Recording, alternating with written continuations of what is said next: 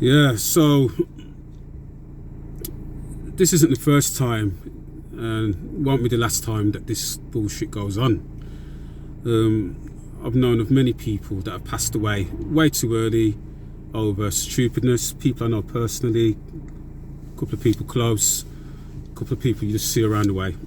All right? But this particular incident that I'm about to go into occurred yesterday. There was a few stabbings yesterday in Birmingham, but this one was one that stood out to me, and I think it's because I saw the video and actually saw a phenomenon up close and personal. So, the Smethwick one I'm talking about. The Smethwick, yeah, terrible. I'm still stunned. I thought I was desensitised, but I'm still, yeah. But you got two groups of lads, young lads. So these lads here are facing these lads here, looking at body language and, you know, normally shouting and whatever you hear in a confrontation. There didn't seem too much of that going on. It looked like there was a face-off that really didn't need to happen, and yeah. So got one little lad's pulled out a knife and like a snake tongue coming out his mouth. He's stabbed one guy in his chest. Horrible. The guy was walking back. He wasn't really walking forward before the stab. I'm looking at body language and I'm assuming that guy was still in reasoning mode. I don't think he wanted that situation to go the way it did. So the calculations, you do the maths, that little boy that stabbed the other guy over fucking reacted. Yep. I know the reason that he pulled out that knife. Yep. It's because he was scared. Yeah.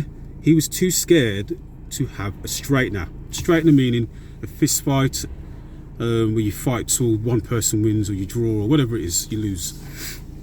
Yep. So it was like the manifestation of the pussification of the next generation. Yep. I saw live living pussiness in effect. Yep. You, little boy, should not have brought out the knife. What you should have done is talked it out or had a fight. But you're too scared to have a fight because you're scared to get punched in the face, you're scared of the pain, and you're so scared that you're prepared to do, yep, 30 years in jail,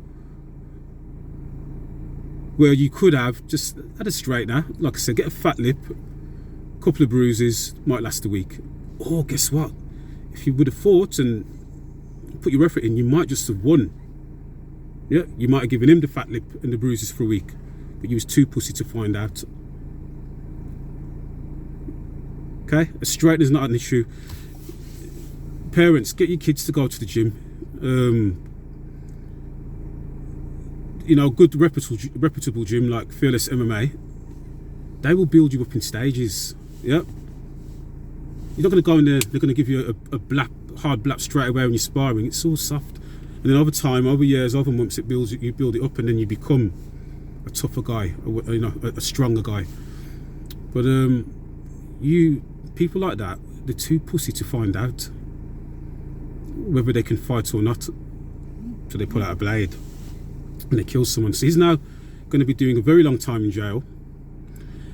He thinks that he's okay to do jail now, but after a couple of years of beans, custard and bread in one bowl, rats running around your cell, the geezer tossing off every couple of nights above you, the room smelling of shit, having to shit in front of other people and all that, it's going to take its toll on them.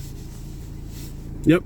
And they will look back, they won't admit it probably outwardly, but they'll know that situation was not worth it. Yep. So my message to you there is, have a fight. Learn to fight. Learn to respond appropriately to confrontation or when things don't go your way. Now my second point is, what was a 14-year-old boy doing out during lockdown? More often than not, it's going to be because of two reasons. One of the reasons is shit parenting. So a shit parent would be someone who didn't know where their child was, who didn't stop their child or going out during lockdown, or something along those lines. Yep. You parent, that parent there, right, you're a cunt. All right, you just indirectly kill someone because you didn't know where your child was, and I'm assuming that you don't really give a shit where your child is in general, as long as he's out of the house and not weighing you down. Yep. So live with that. You'll have a bit of cognitive dissonance, and you'll make out that it's not your fault. I didn't know he was going to do that. I didn't send him out there to do that. No, you didn't send him out there to do that. You just sent him out there, and that's enough. Yeah, because if there's no one for him to fear, you as his parents should be someone to fear. Then he had no camera on him, so of course he's going to do what he wants to do. It could be the other parent who's tried so hard and keeps trying with her child or trying with his child, and they just want bloody bad breed picnic. Yeah, the picnic that's become that way because the government told us in the late 80s, early 90s, I believe, that you can't discipline your child. Yep, you can't discipline your child. When your child steps out of line and is developing a character where you can see it going the wrong way, like this kid's going to end up on the streets or going to jail or whatever, you can't discipline them. Yeah, in fact, I know firsthand because there was a situation going on in my family life where the police tried to tell us that we can't send our children upstairs when they're rude to go and reflect. You send them up there for the day, say, stay up there, you've been rude, don't want to talk to you for the rest of the day. You can't even do that. And if you do that, you've got to leave the door open. Yeah, we've got no chance as parents if the children see that as leverage. So thank you, Mr. Government. You have got a generation of vipers coming your way. Yeah, the pussification of the next generation. A nation of vipers who will do what they please when they please. Because you're telling us to put little Johnny on the step and just tell him off and talk to him and reason with him. Doesn't always work like that. Sometimes the kids need something serious. Yeah, something heavy to stop them in their tracks. So yeah, just to conclude, I don't think that this particular conversation is going to make a blind bit of difference to most of the young people that it reaches. So parents mainly, know where your kid is at all times. Yeah, I know where my two boys are right now. I know where they're going to be at 4 o'clock. And if I find out that they're not where they're supposed to be at those times, hellfire. Yeah, they won't be going out, they won't be doing anything. And that's going to keep them safe. Because that's my job, to gear my children to safety and to learn how to survive in this world and prosper without problems. Yeah, or to aim for that ideal. Yeah, and get your kids in the gym, man. It's not that bad, honestly. It toughens them up. It teaches them discipline. It teaches them how to respond appropriately to confrontation or when something doesn't go their way. Yep. And that can be taught from a very young age. From 2 years old, you can teach your child how to respond appropriately when things don't go their way. Yep.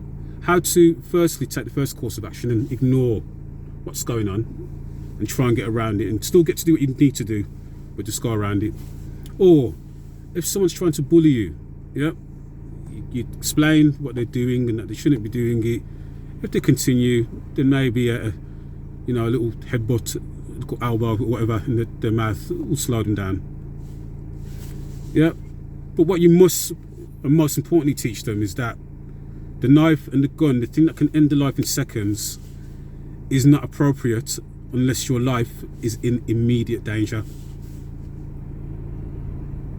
Immediate danger.